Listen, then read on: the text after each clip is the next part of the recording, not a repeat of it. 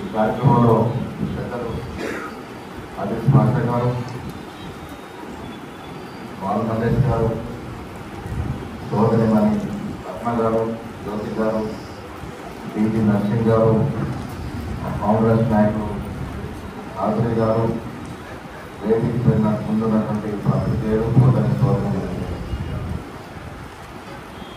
విలక్షణమైనటువంటి నాయకులు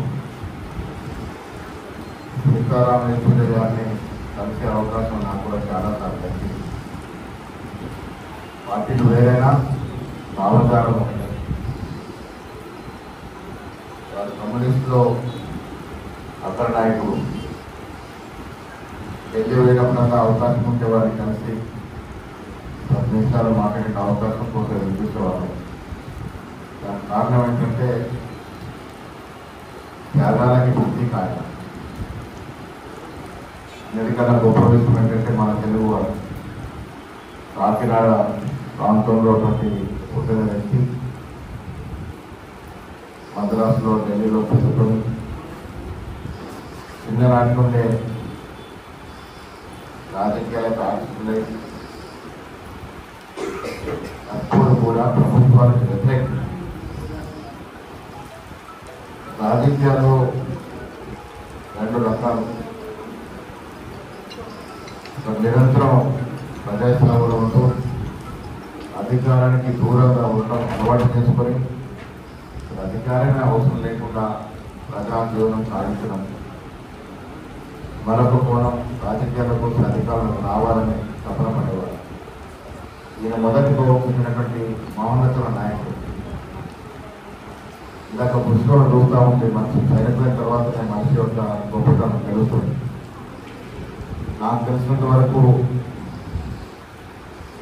60 దశకం ఎండింగ్లో కానీ 70 దశకం మొదట్లో కానీ ఆయన ఢిల్లీ షిఫ్ట్ అయిన తర్వాత ఎస్ఎఫ్ఐలో చేరడం, కొద్ది రోజుల్లోనే ఎస్ఎఫ్ఐకి అధ్యక్షుడు అవ్వడం, తర్వాత జేఎన్ ఎన్నికల్లో వాళ్ళు నిలవడం, లెఫ్ట్ పొలిటిక్స్లో ఆయన దాంట్లో ఒక ముద్ర వేసుకోగలటువంటి వ్యక్తి. ఆనాడు ఎస్ఎఫ్ఐ అధ్యక్షులతో కూడా కేరళ బెంగాల్ వాళ్ళు నిలవాలి. మొదటి నిలబడే కాకుండా కేరళ బెంగాల్ బయటకు వచ్చిన వ్యక్తులే మొదటి వాడు. ఎస్ఎఫ్ఐ అధ్యక్షుడిగా విద్యార్థి రాజకీయాల్లో ఆనాడు జేఏసీల సమస్యల పట్ల ప్రభుత్వం ఎదురనే కాకుండా ఎమర్జెన్సీ సమయంలో ఆయన జైలుకి వెళ్ళడం, ఆ తర్వాత అండర్ గ్రౌండ్ అవ్వడం, మళ్ళీ రాజకీయాలకు వచ్చి తనకంటూ ముద్ర వేసుకోవడం, అంచెలంచెలుగా సుదీర్ఘమైనటువంటి 45-50 ఏళ్ళ జీవితంలో, రాజకీయ జీవితంలో అంచెలంచెలుగా ఎదిగి సిపిఎం జాతీయ ప్రధాన కార్యదర్శిగా మూడవసారి ఎన్నికవ్వడం అంటే రాష్ట్రం కాదు.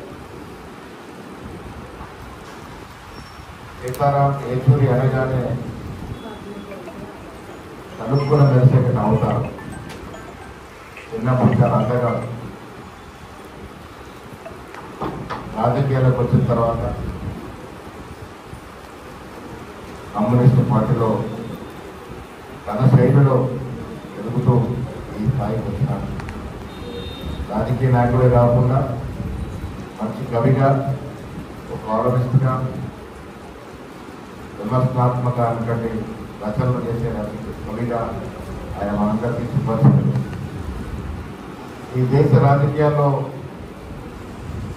రాజకీయ కోణం చిత్రం ఒకసారి ఆలోచిస్తున్నప్పుడు స్వాతంత్రం తర్వాత, స్వాతంత్రం ముందుగా దేశ రాజకీయ చిత్రపటంలో ఉన్నది 2 పార్టీలు.